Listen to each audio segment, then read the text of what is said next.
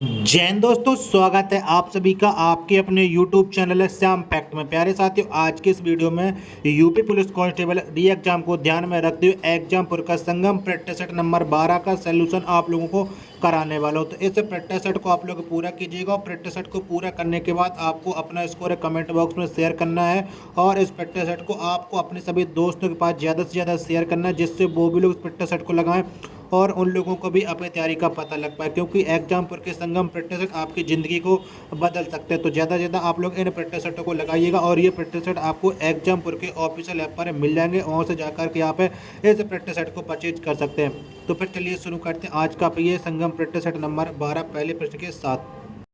तो पहला प्रश्न है आपके सामने कि राष्ट्रीय मानवाधिकार आयोग के अध्यक्ष के रूप में किसे नियुक्त किया जा सकता है? तो किसे नियुक्त किया जा सकता है? तो सुप्रीम कोर्ट का कोई भी सेवानिवृत्त मुख्य न्यायाधीश हो, इसे राष्ट्रीय मानवाधिकार आयोग के अध्यक्ष के रूप में नियुक्त किया जा सकता है। एक का बी ऑप्शन है वो राइट आंसर है, हो जाएगा। दूसरा प्रश्न है आपके सामने कि विश्व मौसम विज्ञान दिवस किस तिथि को मनाया जाता है? तो कब मनाते हैं? तो विश्व मौसम विज्ञान दिवस प्रत्येक वर्ष 23 मार्च को मनाया जाता है। बी ऑप्शन है वो राइट आंसर है, हो जाएगा। 23वां प्रश्न है आपके सामने कि हवाई जहाज की बॉडी बनाने में किस मिश्र धातु का उपयोग करते हैं? तो ये करते हैं एल्युमिनियम का उपयोग करते हैं। 3 का राइट आंसर ऑप्शन संख्या सी इस प्रश्न का एकदम से करेक्ट आंसर आप लोगों का हो जाएगा। चौथा प्रश्न है आपके सामने कि straight from the heart and autobiography पुस्तक किसने लिखी है? तो ये जो पुस्तक लिखी है वो लिखी है कपिल देव ने।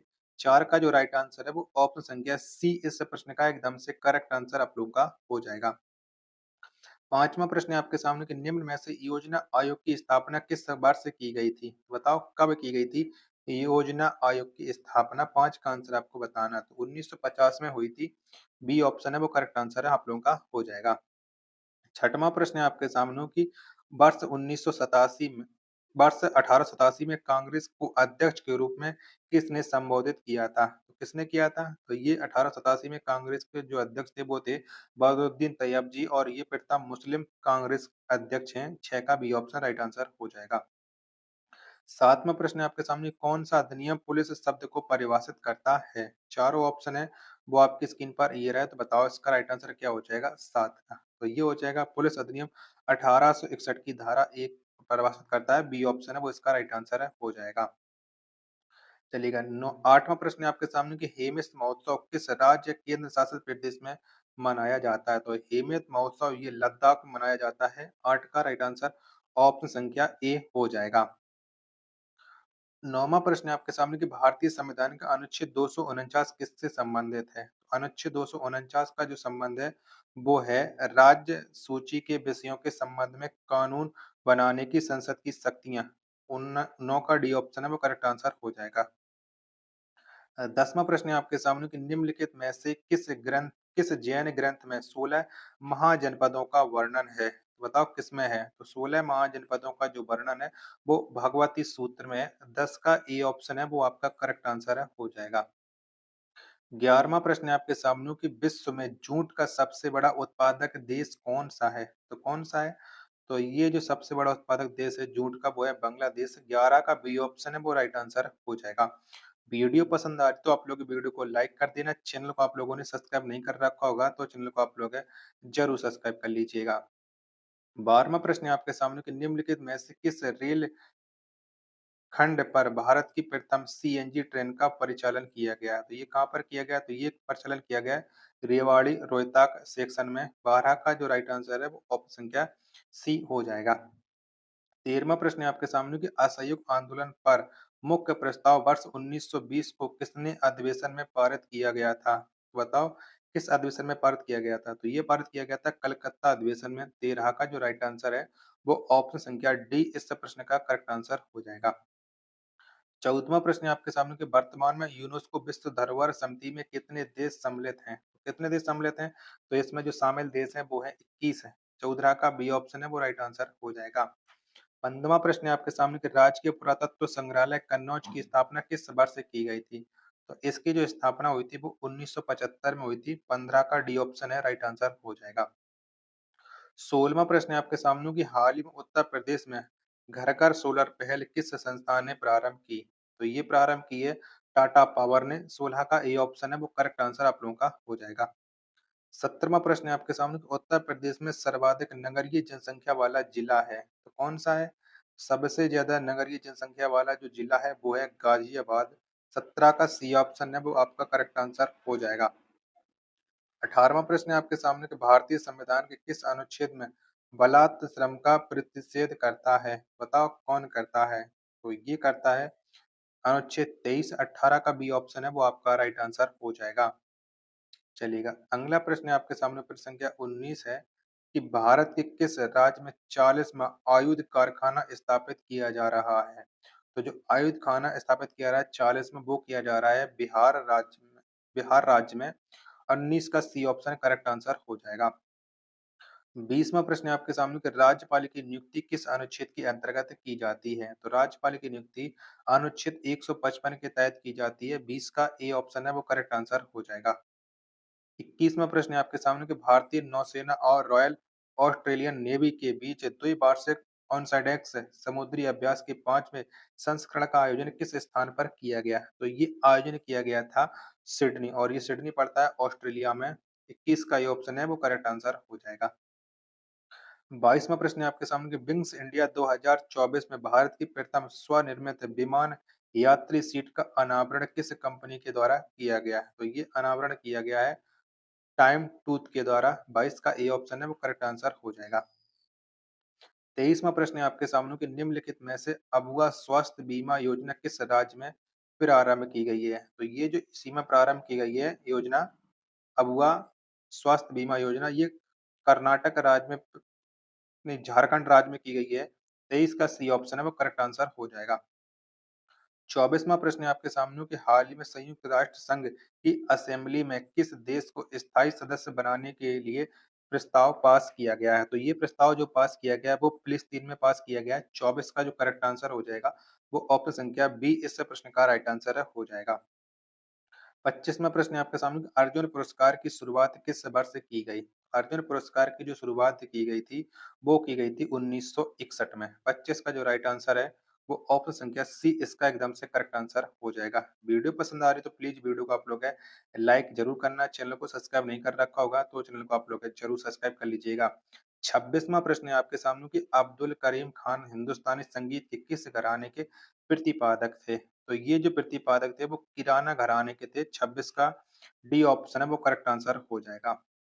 27वां प्रश्न है आपके सामने कि भारत के कितने राज्य बांग्लादेश के साथ सीमा साझा करते हैं? तो भारत के टोटल 5 राज्य हैं जो बांग्लादेश के साथ अपनी सीमा साझा करते हैं। 27 का बी ऑप्शन है वो करेक्ट आंसर हो जाएगा।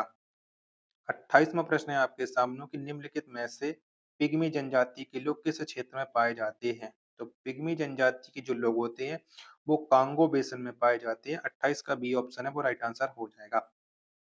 29वां प्रश्न है आपके सामने कि अर्जेंटीना ने किस देश को हराकर कोपा अमेरिका कप 2024 जीता है? तो ये किस देश को हराया है? तो ये हराया कोलंबिया को।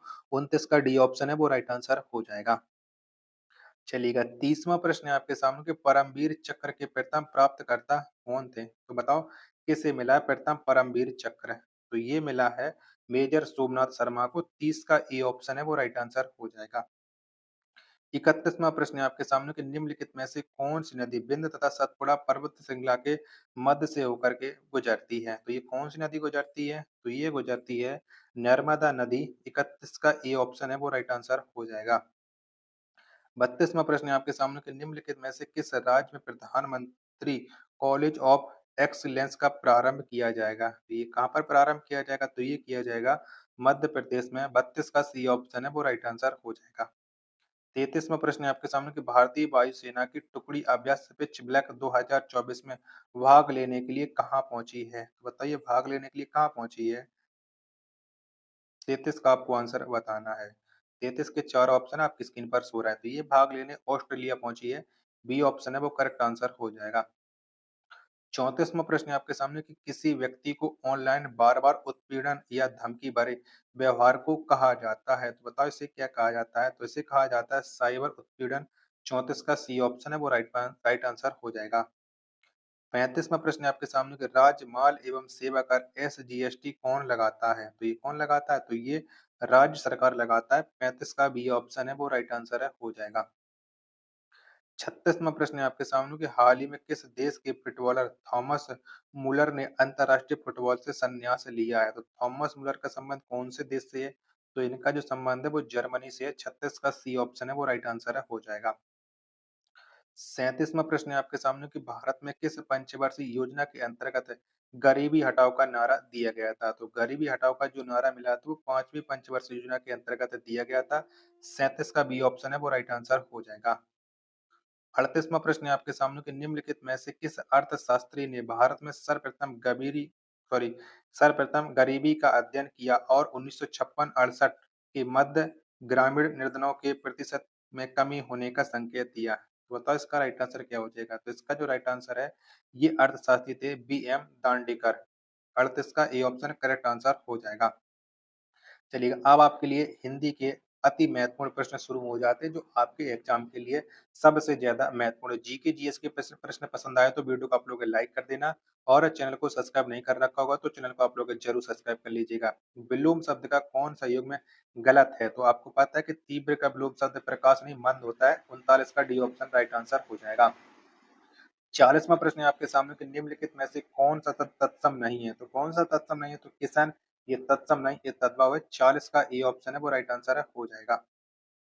41वां प्रश्न है आपके सामने कि निम्नलिखित प्रश्न में 4 विकल्पों में से उस सही विकल्प का चयन करें जो वाक्यांश के लिए एक शब्द का विकल्प हो, किसी एक में ही आस्था रखने वाला। तो इसके लिए क्या हो जाएगा 41 का आंसर? तो इसके लिए हो जाएगा एक शब्द अनन्य। 41 का डी ऑप्शन है वो करेक्ट आंसर आप लोगों का हो जाएगा। 42वां प्रश्न है आपके सामने अपलक अपलोक शब्द युग्म के लिए सही अर्थ युग्म चुनें। तो बताओ इसके लिए सही अर्थ क्या हो जाए? अपलक और अपलोक। तो इसका जो सही अर्थ होता है, एक का अर्थ होता है टकटकी लगाकर और एक का अर्थ होता है अपवाद। यानी 42 का जो राइट आंसर है वो ऑप्शन संख्या ए हो जाएगा। 43वां प्रश्न है आपके सामने कि इनमें से समूहवाचक संज्ञा कौन सी है? तो समूहवाचक संज्ञा कौन सी है? तो सेना ये एक समूहवाचक संज्ञा है। 43 का डी ऑप्शन है वो राइट आंसर है, हो जाएगा। 44वां प्रश्न है आपके सामने कि निम्नलिखित शब्दों के सही पर्यायवाची शब्द होंगे पेड़, उत्तम, लता। तो बताओ इसके सही पर्यायवाची क्या हो जाएंगे? 44 का आंसर आपको बताना है। तो बिटप, मुख्य, बेल इसके राइट आंसर हो जाएंगे। 44 का बी ऑप्शन करेक्ट आंसर हो जाएगा। 45वां प्रश्न है आपके सामने कि परोपकार शब्द में कौन सी संधि प्रयुक्त है? कौन संधि है परोपकार में? तो इसमें है गुण संधि। 45 का जो राइट आंसर है वो ऑप्शन संख्या डी इस प्रश्न का करेक्ट आंसर हो जाएगा। 46वां प्रश्न है आपके सामने कि निम्न में से वर्तनी की दृष्टि से अशुद्ध शब्द कौन सा है? यानी किसकी वर्तनी है वो गलत है, ये आपको बताना है 46 में। तो ये अंत निर्वृत ये वर्तनी गलत लिखी हुई है। 46 का जो राइट आंसर है वो ऑप्शन संख्या ए हो जाएगा। 47वां प्रश्न है आपके सामने कि वह द्वार पर खड़ा है अनिश्चयवाचक सर्वनाम का प्रयोग इस वाक्य को लिखिएगा। तो कोई द्वार पर खड़ा ये अनिश्चयवाचक में बदल जाएगा। 47 का जो राइट आंसर है वो ऑप्शन संख्या बी इस प्रश्न का करेक्ट आंसर है, हो जाएगा। 48वां प्रश्न है आपके सामने कृपया कक्षा में शांति बनाए रखें किस प्रकार का वाक्य है? तो ये कैसा वाक्य है?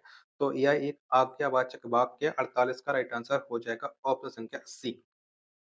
49वां प्रश्न है आपके सामने कमल 10 मिनट में आ रहा है इस वाक्य में कौन सा कारक है? तो कौन सा कारक है? तो इसमें हो जाएगा अधिकरण कारक। 49 का ए ऑप्शन है वो राइट आंसर है, हो जाएगा। 50वां प्रश्न है आपके सामने कि निम्नलिखित विकल्पों में क्रिया के प्रेरणार्थक रूप का गलत प्रयोग किसमें हुआ है? तो बताओ किसमें प्रेरणार्थक क्रिया गलत है? तो टकराना टकरावना ये गलत है। 50 का जो राइट आंसर है वो ऑप्शन संख्या ए राइट आंसर हो जाएगा। 51वां प्रश्न है आपके सामने कि निर्वाय में कौन सा उपसर्ग प्रयुक्त है? तो निर्वाय में जो उपसर्ग है वो है नी उपसर्ग। 51 का बी ऑप्शन है वो राइट आंसर है, हो जाएगा। 52वां प्रश्न है आपके सामने कि सब पेड़ शीशम के हैं वाक्य में कौन सा विशेषण है? बताओ इसमें कौन सा विशेषण है कि सब पेड़ शीशम के? तो इसमें है जो संख्यावाचक विशेषण है। 52 का बी ऑप्शन है वो राइट आंसर हो जाएगा। 53वां प्रश्न है आपके सामने कि निम्नलिखित मुहावरे के सही अर्थ का चयन विकल्पों में से कीजिएगा। भुंजी भांगना होना। बताओ इसका सही अर्थ क्या हो जाएगा? भुजी भांगना होना। 53 का राइट आंसर। तो अत्यंत दरिद्र होना 53 का सी ऑप्शन है वो करेक्ट आंसर हो जाएगा। चलिएगा 54वां प्रश्न है आपके सामने कि वह बेचारी रो भी नहीं सकती इस वाक्य में वाच्य का कौन सा प्रकार है? बताओ इसमें एक कैसा वाच्य है ये आपको बताना है चुंगन का। तो ये एक कृत वाच्य है चुंगन का। सी ऑप्शन है वो एकदम से करेक्ट आंसर आप लोगों का हो जाएगा। वीडियो पसंद आ रही हो तो वीडियो को आप लोग लाइक करें। चैनल को सब्सक्राइब नहीं कर रखा होगा तो चैनल को आप लोग जरूर सब्सक्राइब कर लीजिएगा। 55वां प्रश्न है आपके सामने कि त्रिलोचन में इनमें से कौन-सा समास है? तो त्रिलोचन में समास बताना है। तो इसमें है बहुब्रीहि समास। 55 का ए ऑप्शन है वो राइट आंसर है, हो जाएगा। 56वां प्रश्न है आपके सामने कि बूढ़ा वंश कबीर का उपजा पूत कमार दिए गए विकल्प में से लोकोक्ति के सही अर्थ का चयन कीजिएगा। बताओ इसका 56 का राइट आंसर क्या हो जाएगा? तो श्रेष्ठ वंश में बुरे का पैदा होना इसका राइट आंसर हो जाएगा 56 का ए ऑप्शन। 57वां प्रश्न है आपके सामने कि चोर वहां दीवार के पास खड़ा था। इस वाक्य में वहां किस प्रकार का क्रिया विशेषण है? तो बताइए कैसा क्रिया विशेषण है वहां? तो यह है स्थानवाचक क्रिया विशेषण। 57 का जो राइट आंसर है वो ऑप्शन संख्या सी इस प्रश्न का एकदम से करेक्ट आंसर हो जाएगा। 58वां प्रश्न है आपके सामने कि निम्न विकल्पों में से अशुद्ध वाक्य छांटिए। तो बताओ इनमें से कौन सा विकल्प है जो अशुद्ध है? 58 का आंसर आपको बताना है। तो लड़के ने घर जाना है, ये बिल्कुल गलत है। 58 का बी ऑप्शन करेक्ट आंसर हो जाएगा। 59वां प्रश्न है आपके सामने कि समानाधिकरण शब्दों के मध्य में किस विराम चिन्ह का प्रयोग होता है? तो समानाधिकरण शब्दों के मध्य में अल्प विराम का प्रयोग होता है। 59 का जो राइट आंसर है वो ऑप्शन संख्या बी हो जाएगा। 60वां प्रश्न है आपके सामने कि निम्न में कौन सा शब्द स्त्रीलिंग है? बताओ कौन सा शब्द स्त्रीलिंग है? तो जो सभा शब्द है ये एक स्त्रीलिंग है। 60 का जो करेक्ट आंसर हो जाएगा वो आपका ऑप्शन संख्या डी इस प्रश्न का एकदम से राइट आंसर है, हो जाएगा। चलिएगा अगला प्रश्न प्रश्न संख्या 61 है आपके सामने कि ओस बिंदु जुग रही हंसनी मोती उनको जान उपयुक्त पंक्ति में कौन सा अलंकार प्रयुक्त हुआ है? तो बताओ 61 में कौन सा अलंकार है? तो यहाँ पर जो अलंकार है वो है भ्रांतिमान अलंकार है। 61 का राइट आंसर हो जाएगा ऑप्शन संख्या बी। 62वां प्रश्न है आपके सामने खाना अभी अभी बनकर तैयार हुआ है दिए गए वाक्य में वाक्य का काल निर्धारण कीजिएगा। बताओ इसमें कौन सा काल है? 62 का आंसर आपको बताना है। तो इसमें हो जाएगा आसन्न भूतकाल। 62 का डी ऑप्शन इसका एकदम से करेक्ट आंसर हो जाएगा। 63वां प्रश्न है आपके सामने कि सर्प मेढक सिंह घोड़ा बानर हाथी आदि को समझने वाला शब्द है। तो बताओ इसको समझने वाला शब्द क्या हो जाएगा? तो इसको समझने वाला शब्द हो जाएगा हरि। 63 का सी ऑप्शन है वो राइट आंसर हो जाएगा। 64वां प्रश्न है आपके सामने कि निम्न में अर्ध स्वर कहलाता है। तो बताओ इनमें से अर्ध स्वर क्या कहलाता है? तो यह यात्री है, ये अर्ध स्वर कहलाता है। 64 का ए ऑप्शन है वो राइट आंसर हो जाएगा। 65वां प्रश्न है आपके सामने कि मन रे तन कागज का पुतला लागे बूंद बिनसी जाय छिन में गर्भ करे क्या इतना उपरोक्त पंक्ति में कौन सा रस है? बताओ 65 में कौन सा रस है? तो यहाँ पर जो रस है वो है शांत रस है। 65 का डी ऑप्शन है वो राइट आंसर है, हो जाएगा। चलिएगा वीडियो पसंद आ रही है तो वीडियो को आप लोग लाइक जरूर कर देना। चैनल को सब्सक्राइब नहीं कर रखा होगा तो चैनल को आप लोग जरूर सब्सक्राइब कर लीजिएगा। 66वां प्रश्न है आपके सामने कि हिंदी भाषा के उद्गम एवं विकास के सही क्रम का चयन कीजिएगा। तो सबसे पहले संस्कृत, पाली, प्राकृत, अपभ्रंश, सौर सैनी, पश्चिमी हिंदी, खड़ी बोली, ये इसका राइट आंसर हो जाएगा। 66 का जितने भी लोग सी ऑप्शन दे रहे हैं उनका एकदम से ये करेक्ट आंसर है, हो जाएगा। चलिएगा 67वां प्रश्न है आपके सामने कि निम्न विकल्पों में से एक वचन शब्द का चयन करो। तो एक वचन शब्द का चयन करना है। 67 का राइट आंसर क्या हो जाएगा? तो हर एक पल, ये एक वचन हो जाएगा। 67 का डी ऑप्शन एकदम करेक्ट आंसर है। 68वां प्रश्न है आपके सामने कि हरि गीत का छंद में कितनी मात्राएं होती हैं? तो हरि गीत का में जो मात्राएं होती हैं वो होती हैं 28। 28 68 का सी ऑप्शन राइट आंसर हो जाएगा। 69वां प्रश्न आपके सामने कि चितकोबरा के उपन्यास कारक कौन है? तो ये किसने लिखा है चितकोबरा उपन्यास? तो इस उपन्यास को लिखा है मृदुला गर्ग ने। 69 का जो राइट आंसर है वो ऑप्शन संख्या ए हो जाएगा। 70वां प्रश्न है आपके सामने कि संस्कृति के 4 अध्याय किसकी रचना है? तो संस्कृति के 4 अध्याय ये जो रचना है वो है रामधारी सिंह दिनकर की। 70 का राइट आंसर ऑप्शन संख्या सी हो जाएगा। अब आपके सामने 71 से लेकर के 75 तक शुरू हो जाता है गद्यांश। तो गद्यांश को आप लोग थोड़ा वीडियो को रोक करके पूरा पढ़ सकते हैं और उसके बाद आप अपने आंसर मिला लीजिएगा। तो 71वां प्रश्न है आपके सामने गद्यांश में कहा गया है कि नीम और पीपल के वृक्ष जिगरी दोस्त हैं। किस आधार पर यह कहा गया है? तो नीम और पीपल के वृक्षों की कटाई होने पर भी उनकी जड़ें अपने आप ही पनपने लगती हैं, फिर से बड़े वृक्ष बन जाते हैं। ये इसका राइट आंसर हो जाएगा 71 का ए ऑप्शन। चलिए अगला प्रश्न है आपके सामने, प्रश्न क्या है 72। तो वृक्षादित मार्ग के लिए निम्नलिखित में से कौन सा वृक्ष सबसे उपयुक्त है? तो इसके लिए जो सबसे उपयुक्त वृक्ष है वो है नीम। 72 का बी ऑप्शन राइट आंसर हो जाएगा। 73वां प्रश्न है आपके सामने कि निम्नलिखित में से विशेषण है, बताओ कौन सा विशेषण? तो जिगरी ये विशेषण है। 73 का डी ऑप्शन है वो राइट आंसर हो जाएगा।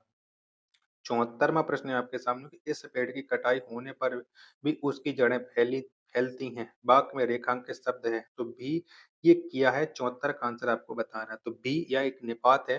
बी ऑप्शन है वो करेक्ट आंसर हो जाएगा। 75वां प्रश्न है आपके सामने कि राहगीर का पर्यायवाची शब्द है। बताओ क्या हो जाएगा राहगीर का पर्यायवाची? तो इसका जो पर्यायवाची होगा राहगीर का वो हो जाएगा यात्री। 75 का ए ऑप्शन है वो करेक्ट आंसर हो जाएगा। तो साथियों यही जीके, जीएस और हिंदी के बहुत ही ज़्यादा महत्वपूर्ण प्रश्न थे जो आपके यूपी पुलिस कांस्टेबल री एग्जाम के लिए एग्जाम्पल का संगम प्रैक्टिस सेट था। वीडियो पसंद आई तो वीडियो को लाइक, कमेंट और चैनल को सब्सक्राइब करना ना भूलें। मिलते हैं अपने नेक्स्ट वीडियो में, तब तक के लिए धन्यवाद। जय हिंद, वंदे मातरम।